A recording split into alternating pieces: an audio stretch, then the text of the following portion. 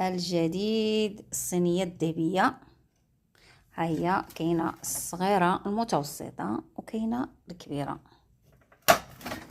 مع البراد مع الكويسات. هذا البراد اللي فيه الذهبي، وكاين البراد السامبل،